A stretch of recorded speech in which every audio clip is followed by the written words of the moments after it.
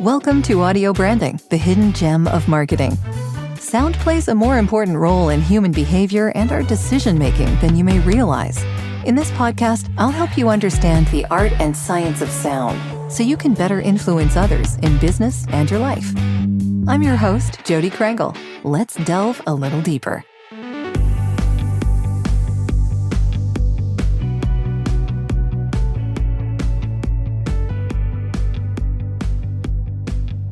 Well, hello, and thank you so much for joining me, John. I really appreciate it.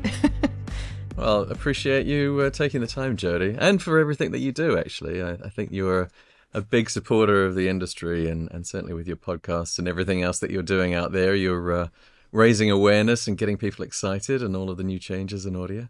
Definitely doing my best to do that, yeah. And we're going to talk about that because I really do want to hear where your company is going with all of this, because it's very important. But I like to start off the interviews asking you if you have an early memory of how sound moved you. Early memory of how sound moved me. I mean, I think probably like most people, I was introduced to Sound of Music by my parents, playing records and things like that as I was growing up. I had a little bit of a unique twist though, because my mother was a radio DJ, and so I kind of like grew up with that kind of media exposure. And my father was in television, and so we would often be listening to the records of the people that he was about to interview. So there would be lots of, Fascinating. sort of prep listening. Yeah. It was quite an interesting life growing up because, he did some wonderful interviews with Bob Marley. He did the first interview with the Sex Pistols and Talking Heads and all of those sorts of folks. So I probably grew up with not your average nursery rhymes and things like that. I probably was listening to a lot of cutting edge, singing Burning Down the House, probably inappropriate going to school, but That's great. Yeah. So you were telling me before, I think that there was a music prize that was named after your dad.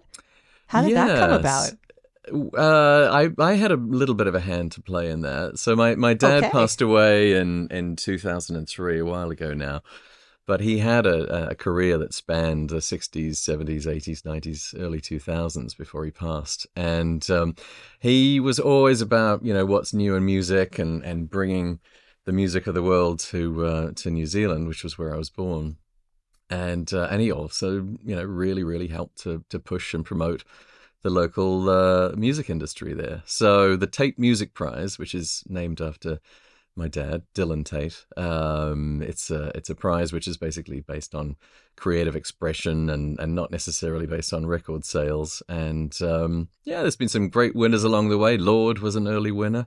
Oh, nice. Okay. Yeah, it's been something which has become quite a sort of an annual celebration of everything. And for me personally, it's just lovely that, folks are remembering my dad and everything that he gave back to the industry. So. Oh, really nice. Yeah. So I guess you had a really immersive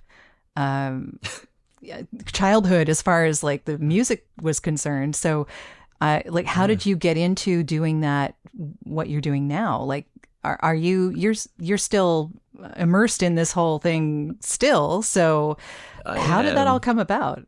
I am. I mean, I've taken a windy old path to get here, I will say. Oh, I love to hear those stories. I don't think I ever really felt like I would have a career that's so connected to music as I do now. Why not? With all your background. Yeah, I mean, I think my background, as much as it was connected to music, was also very connected to media. So, it was my grandfather in newspapers and my mom in radio and my dad in TV. And my career actually sort of started off in TV. I did a documentary about a New Zealand record label, and I sold that to a network. And then I wound up working for MTV for a number of years, and then the BBC, and sort of moved to America with the BBC. So my background actually is a little bit more media focused, TV channels and media brands and program brands.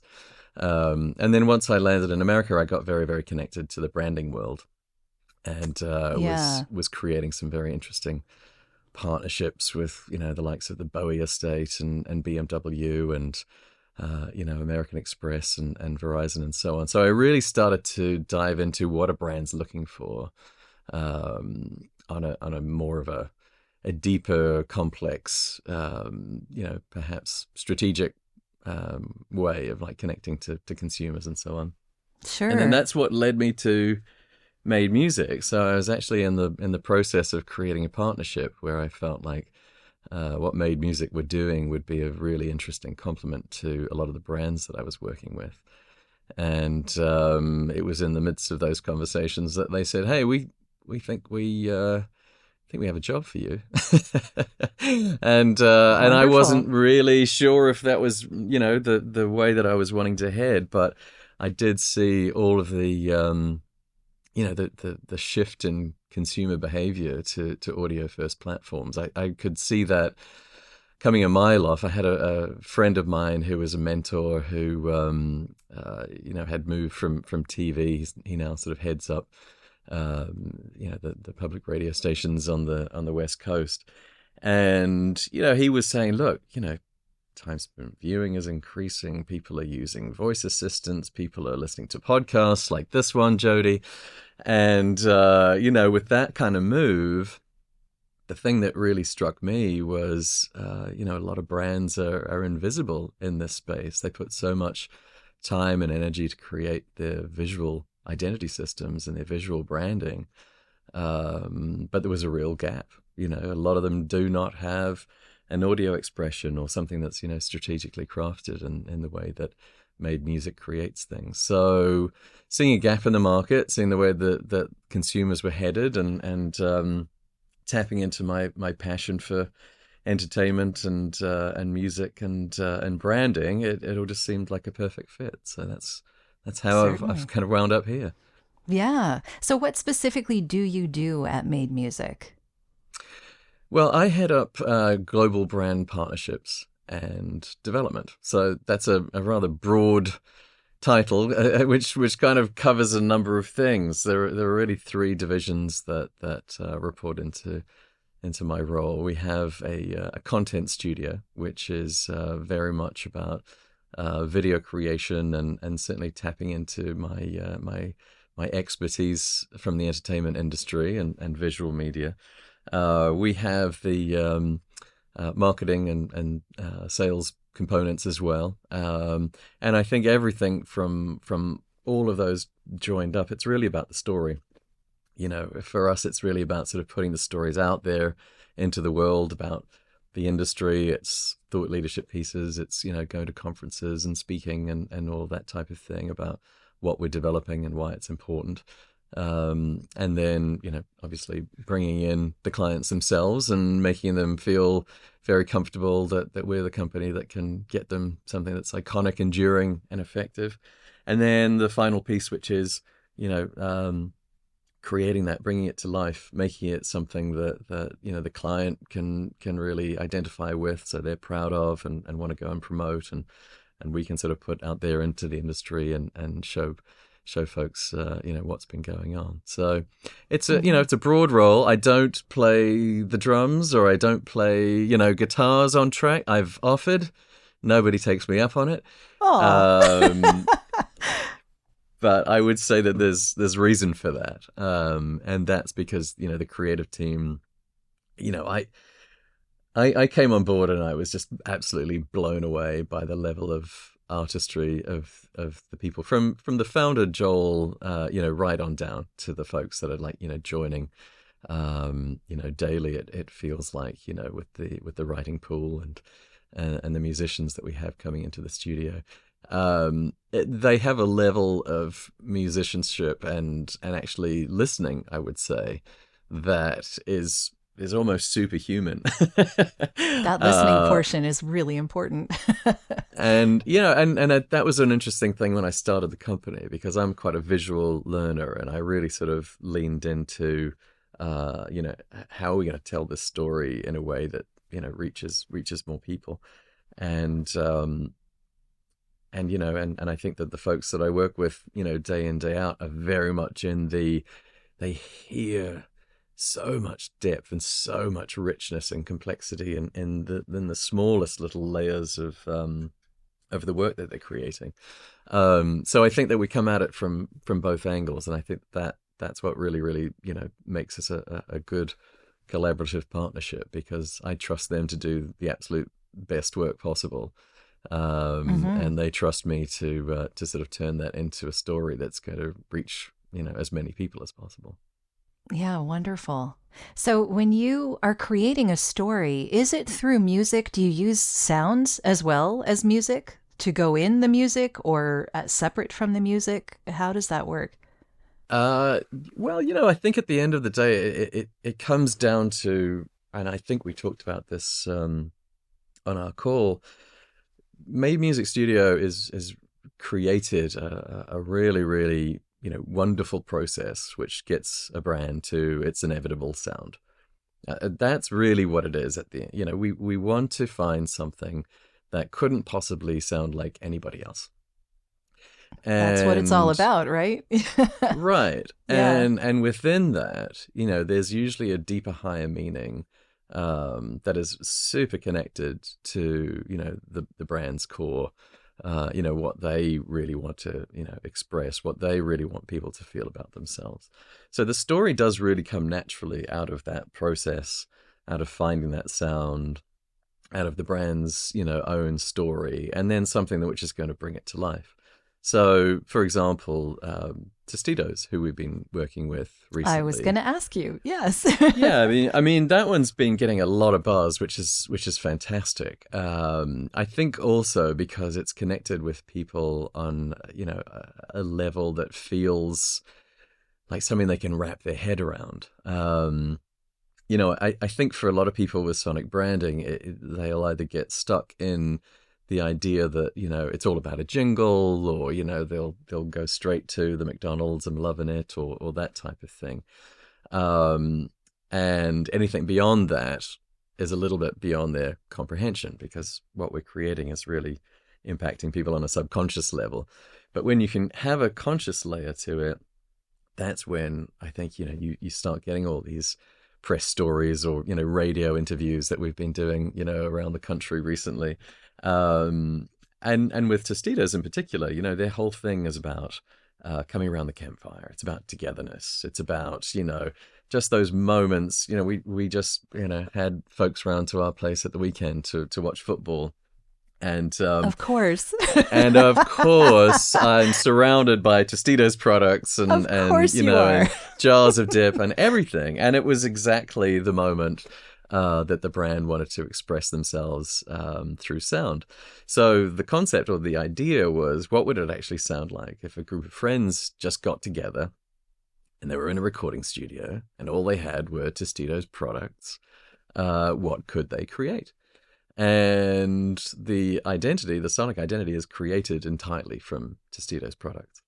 And in the process, we actually found out that their jars are in tune, so we could actually make the product sound more musical. And wow, we sampled that's impressive. crunches.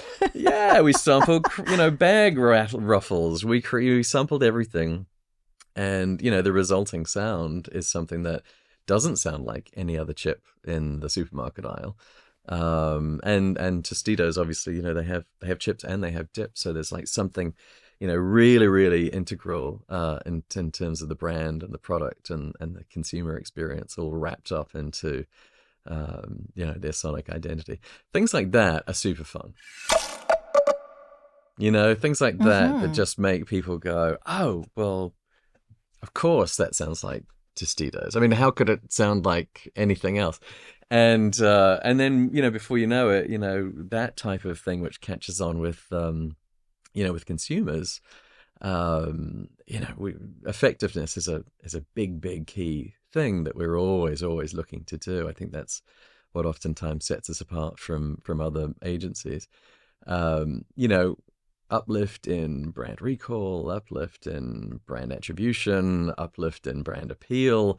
I mean, these are all things that for a brand like Tostitos and parent company like PepsiCo, they know that really equals more sales and more cultural impact and sure, more opportunities to grow. Yeah, subconsciously too, which I think that people don't give enough enough say to. They don't actually talk about this as much as it should be talked about, because it is very unconscious. Because sound reaches our subconscious on such a deep level, and we respond to it on such a deep level, that all of this sonic branding really has a powerful effect on everything.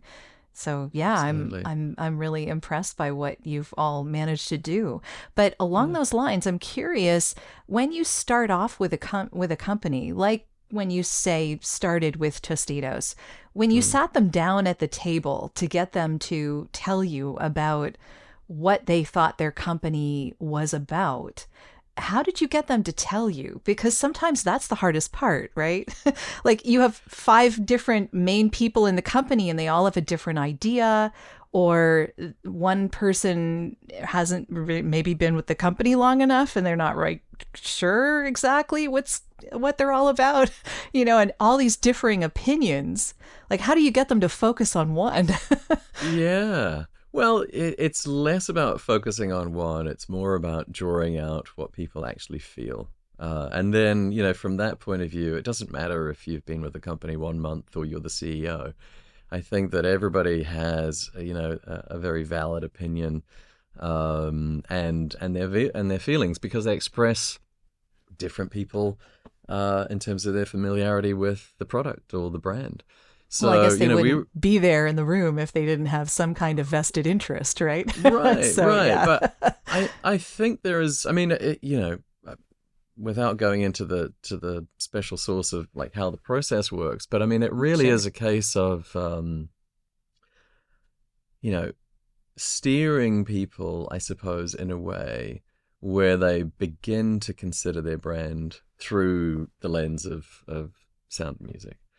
Which for oftentimes, even people that have had so much experience with brand building through the years, oftentimes when they're working on a sonic branding project or a sound project, it's the first time they've ever even contemplated it.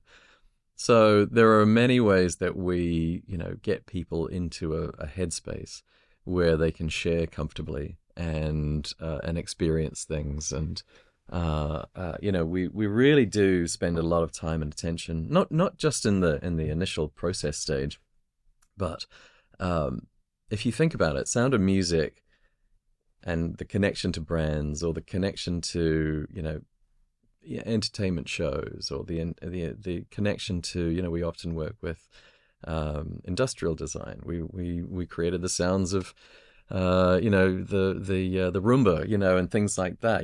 There are so many things where it's about that emotional connection to brand, experience, or product.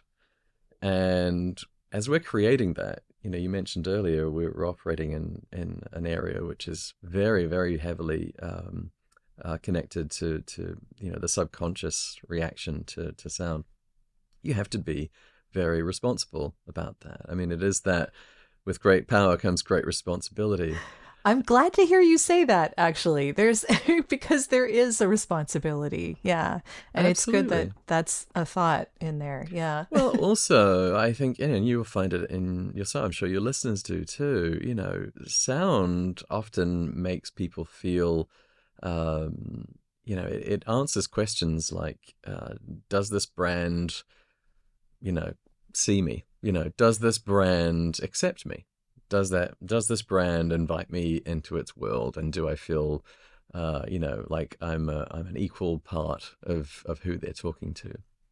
And I think a lot of that, conscious branding initiative, which is really, really about, making sure that everybody feels included and everybody feels, like it's a safe space and a place for fun for everybody. That with Sound of Music is absolutely crucial, because if you get that wrong, it can feel quite exclusionary.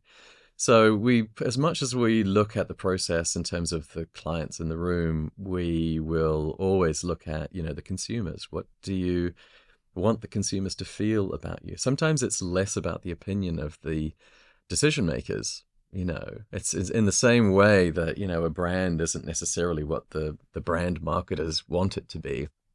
It's what people think it is. It's what people feel it is. It's that type of thing. Once you've created it, out in the world and having a real sort of connection with human beings, which aren't an exact science at the best of times. So when it comes true. to Yeah. when it comes to Sound of Music, you need to make sure that it's in sync and that it's doing the right things and it's sending the right messages and making people feel what you need it to feel.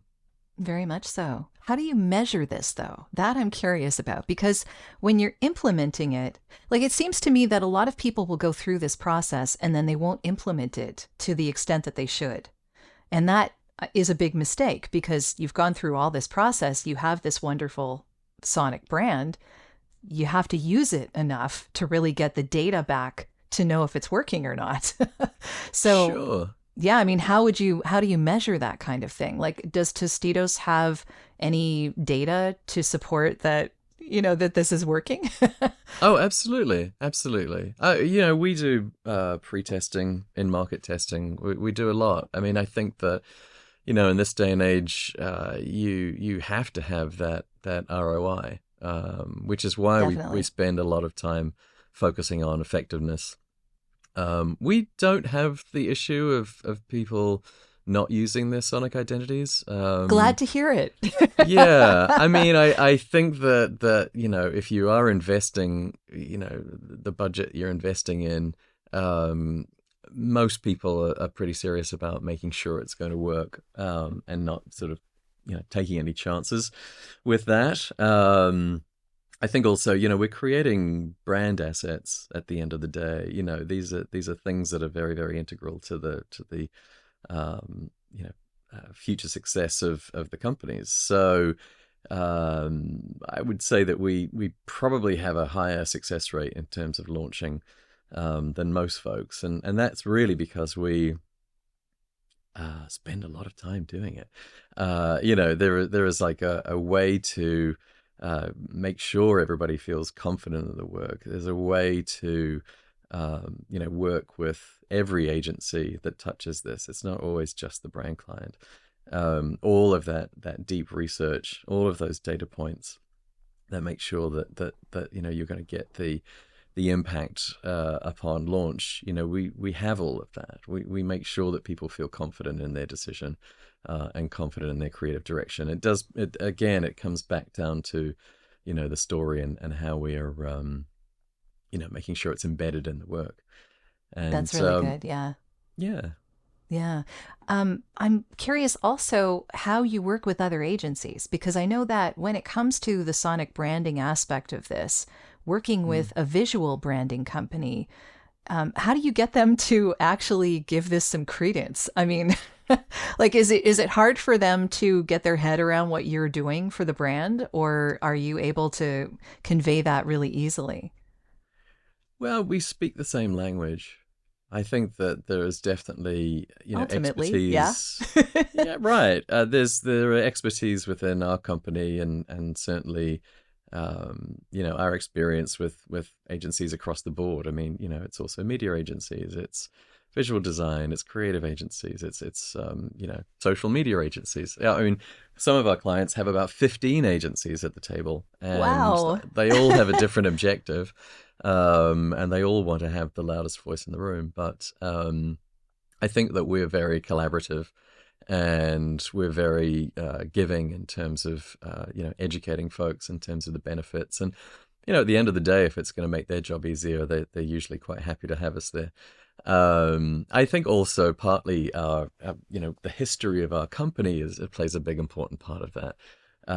Made Music Studio was born from entertainment, and our origins were epic entertainment brands, HBO and ESPN's 30 for 30. We've worked with Disney. We've worked like right across the board, every network, news shows that you'd be familiar with, and so on. We still have our hand in that, and it's still very much at the core of what we do, and that's because we treat people like audiences. We treat people as if they have a choice. This isn't the only podcast that's out there right now. No, I've it heard there are definitely is quite a not. few these days. Yeah. But In the millions. right. But what it takes to carve out your niche and to speak to your audience and to make sure that they keep coming back, and you provide, little breadcrumbs for them to keep them hooked and coming back for more. And that's the approach that we take with, everybody that we interact with. It could be, an autonomous car. It could be a new TV show or a network. It could be a brand. It could be a location-based experience. We really sort of apply that passion, that how do you turn, consumers into like an audience mentality, which is a nice through line into becoming fans of shows, fans of events, fans of brands. That's really the magic of it. And, again, I can't tell you the special herbs and spices, or I'll be fired. But, of course not. Yeah. But it is not asking for the company secrets here.